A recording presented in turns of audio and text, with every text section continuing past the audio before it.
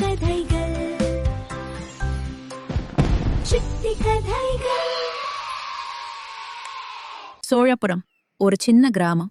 ஆனா அந்த கிராமத்துல மனுஷத்தனத்தோட மதிப்பு அப்ப கூட உயிரோட இருந்தது. இந்த கதை ஒரு தள்ளுவண்டி, ஒரு தோசை மற்றும் ஒரு மனிதன் பற்றியது. முத்து. முத்து, தினமும் இப்படி உழைக்கிற, எப்போ நம்ம வாழ்க்கை மாறும்? வாழ்க்கை மாறணும்னா மனசு மாறக்கூடாதம்மா. உரைச்சா ஒரு நாள் நல்லது நடக்கும். அம்மா, தோசை தோசை, சூடான தோசை வந்திருக்கு. நெய் ஊத்தினா வாசனை பறக்கும். வாங்கம்மா வாங்க. சாம்பார், தேங்காய் சட்னி அள்ளி தர்றோம். அடுத்த ரோட்ல ஒரு பெரிய ஹோட்டல் திறக்கப்பட்டது. பெரிய போர்டு, மினுமினுக்கும் விளக்குகள், கார்கள் நிறைய.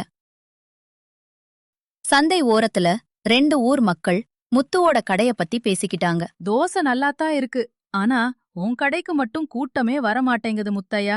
எங்க நீ இப்பெல்லாம் டேஸ்ட் மட்டும் இல்ல, அலந்தாரம், ஏசி, பெரிய போர்டு இதெல்லாம் பார்த்துதான் மக்கள் போறாங்க. பரவாயில்லங்க, பசி இருக்கிறவன் ஒரு நாள் ஏன் தோசையை தேடி வருவான். இந்த ஏரியா முழுக்க இப்போ ஏன் ஹோட்டல் தான். முத்துவோட தள்ளுவண்டி அதே இடத்துல தான். ஆனா பார்வை மட்டும் அவன் மேல இல்ல. ஏய், இந்த தள்ளுவண்டி இங்க வேணாம்.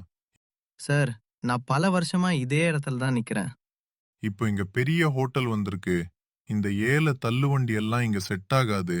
முத்து எதுவும் பேசல, தலைய குனிச்சுக்கிட்டான். யாரு வருவான் இந்த தூசு தோசை சாப்பிட? நம்ம ஹோட்டல்ல ஏசி, சேர், பிளே எல்லாம் இருக்கு. சார், பசியை ஏசி தீர்க்காது, மனுஷத்தனம் தான் தீர்க்கும். அந்த வார்த்தை ஹோட்டல் ஓனருக்கு புரியல.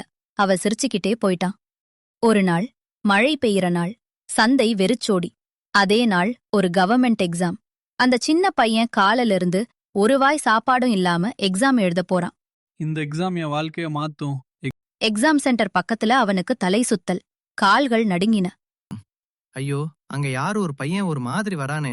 அவ வந்து நின்னது முத்துவோட தள்ளுவண்டி முன்னாடி. உட்கார்ப்பா, என்னாச்சு? எக்ஸாம் எழுத போறேன், என்ன காலையில இருந்து சாப்பிடவே இல்ல. எக்ஸாம் வாழ்க்கைய மாத்தும்பா, பசியோட போக விடமாட்டேன். பெரிய தோசை, நிறைய சாம்பார், அன்போட சேர்த்து. நான் பாஸ் ஆனா உங்களை மறக்க மாட்டேன். காலம் ஓடிச்சு. அந்த பையன் எக்ஸாம்ல பாஸ் ஆனா, ஒரு கவர்மெண்ட் அதிகாரி ஆனா. ஒரு நாள் முத்துவோட தள்ளுவண்டி முன்னாடி ஒரு பெரிய கார் நின்னுச்சு. அண்ணா, நீங்க முத்து தானே?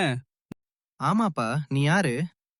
நான் தான் அந்த நாள் எக்ஸாம் எழுத போறப்ப நீங்க சாப்பாடு கொடுத்த பையன். அதே ஹோட்டல் ஓனர் தூரத்துல இருந்து இதையெல்லாம் பார்த்தான்.